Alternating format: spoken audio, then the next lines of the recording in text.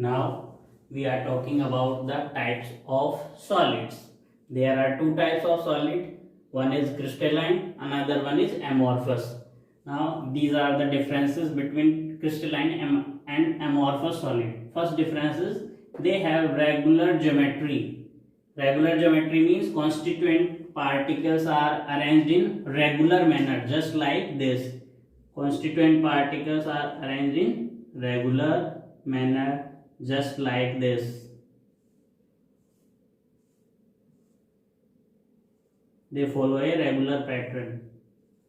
But amorphous solid, they have irregular geometry, means constituent particles are present anywhere without any regular pattern.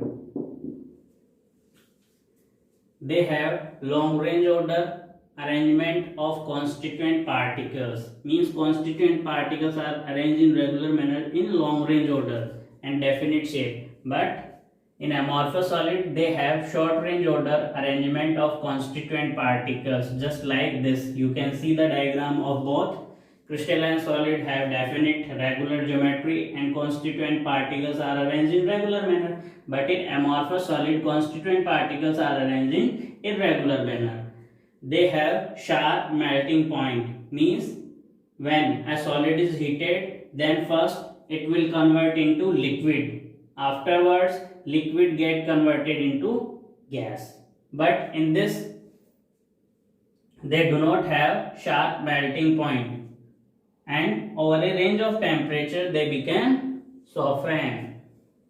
यानी कि जब आप amorphous solid को heat करते हैं तो ये क्या हो जाते हैं बच्चों, ये सॉफ्ट हो जाते हैं, जबकि इनके जो मेल्टिंग पॉइंट होते हैं किनके, क्रिस्टलाइन सॉलिड के, वो शार्प होते हैं. सॉलिड डायरेक्ट लिक्विड में कन्वर्ट होगा एक पर्टिकुलर टेम्परेचर पे और लिक्विड डायरेक्टली कन्वर्ट होगा गैसेस में एक पर्टिकुलर टेम्परेचर में. They have definite heat of fusion. amorphous solid, they do not have definite heat of fusion. Next point is they are true solids and they are pseudo solids or supercooled liquids because of high viscosity and have slowly flowing tendency just like liquid. Student, मैं यहाँ पे एक बात बताना चाहता हूँ. जैसे पुरानी बिल्डिंग्स हो जाती है और उनमें जो ग्लास होता है, ग्लास टॉप से बॉटम पे दोनों का जो रेशियो होता है वो डिफरेंट होता है. टॉप पे तो वो क्या होता है, थिनर होता है, और बॉटम में वो क्या होता है, थिकर होता है. क्यों? क्योंकि उसमें क्या होती है, स्लोली फ्लोइंग टेंडेंसी होती है, इसलिए वो ऐसा हो जाता है. इसलिए इनको क्या कहते हैं, सुपर कूल्ड लिक्विड्स और pseudo solids. Next properties, they are anisotropic in nature. That means when a beam of light pass through crystalline solid in different direction, then they have different physical properties such as boiling point, melting point, refractive index, solubility and density. इसका कहने का मतलब ये है कि जो इसका arrangement होता है, अरेंजमेंट कुछ ऐसा होता है बच्चों कॉन्स्टिट्यूएंट पार्टिकल्स का. कॉन्स्टिट्यूएंट पार्टिकल्स रेगुलर मैनर में क्या होते हैं, अरेंज होते हैं इस तरीके से. जब आप बीम ऑफ लाइट पास करते हैं डिफरेंट डायरेक्शन से, देखिए मान लो मैंने इस डायरेक्शन से लाइट पास की A to B, या फिर मैंने इस डायरेक्शन से पास की C to D, या फिर मैंने ऐसे पास की,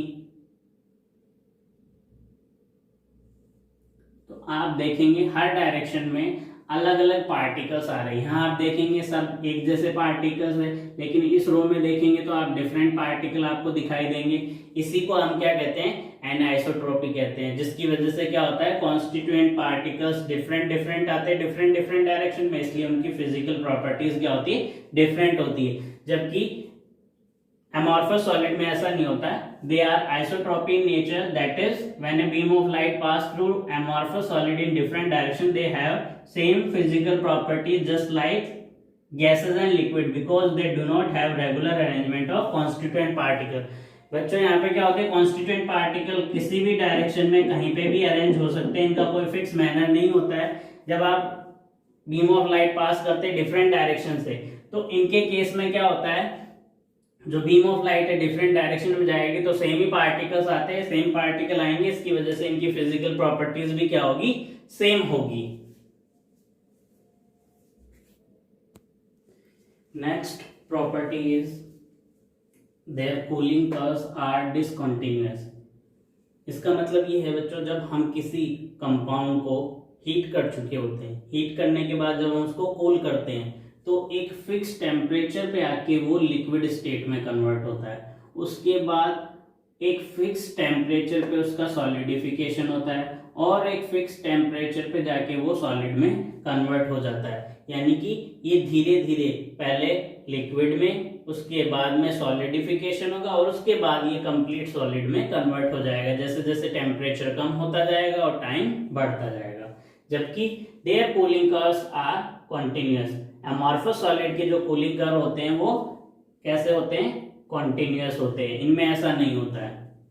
When cut with sharp edge tool, then they cut into two equal pieces। जब हम इनको क्या करते हैं? कट करते हैं नाइफ से। जैसे सोडियम पीस होता है, उसको जब हम नाइफ से कट करते हैं तो टू इक्वल पार्ट्स में वो क्या हो जाता है? डिवाइड हो जाता है। लेकिन इनके साथ ऐसा नहीं है। When cut with sharp edge tool, then they cut into two unequal pieces। ये क्या हो जाते हैं? टूट जाते हैं, पर्टिकुलर टू इक्वल पीसेस में डिवाइड नहीं होते। अब हम इनके एग्जाम्पल देखते हैं। For example NaCl, KCl, NaNO3, KNO3, quartz, diamond, graphite, silicon carbide, P4O10, C6H5, COOH जिसका नाम बेंजोइक एसिड होता है, नेफ्थलीन, आइस, ये सारे के सारे एग्जाम्पल होते हैं क्रिस्टलाइन सॉलिड के। इसमें मेटल्स भी आते हैं। मेटल्स भी क्या होते हैं? क्रिस्टलाइन सॉलिड होते हैं, जैसे Rb हो गया या फिर Al हो गया या फिर Cu हो गया, ब्रास हो गया, ब्रॉन्ज हो गया, ये सब क्या होते हैं? ये भी क्रिस्टलाइन सॉलिड होते हैं।